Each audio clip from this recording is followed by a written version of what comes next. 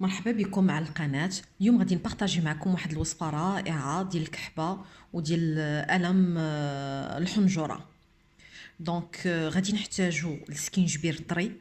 دونك واحد المورسو بهذا القياس هذا غادي نحكوه على حكاكه رقيقة. عصير ديال الحامضة كبيرة ولا جوج حامضات صغار، ملعقة كبيرة ديال العسل الحر، وملعقة كبيرة ديال القرفة محكوكة، وبيان سور الماء سخون باش نخلطو الكل. دونك انا غادي نخلط ديريكتومون في القرعه ديالي. دونك كندير الحامض، عصير ديال الحامض،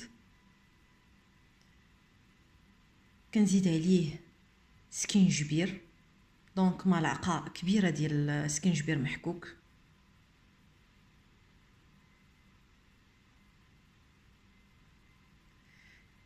كنزيد عليه ملعقه ديال القرفه مطحونه. دونك ملعقه كبيره ما عامراش.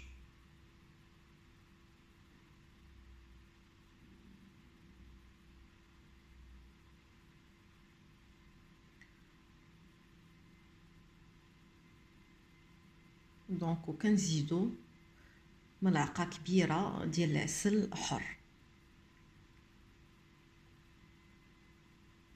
هاد الوصفة رائعة رائعة جدا، انا شخصيا مجرباها، لا انا لا العائله ديالتي. غير كتبدا الكحبه في الاول، يلا كتبدا في البدايه ديالها، كنخلطها في الصباح هاد القرعه، كنخليها كتبرد وكنشربوا منها نهار كامل. دونك مو كبير. دونك كنخلطوا هادشي، كنزيدوا عليه الماء سخون.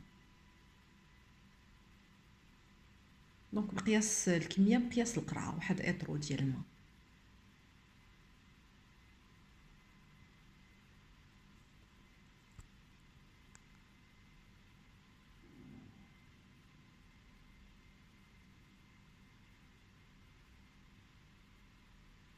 دونك كنسدو القرعه وكنحركوها،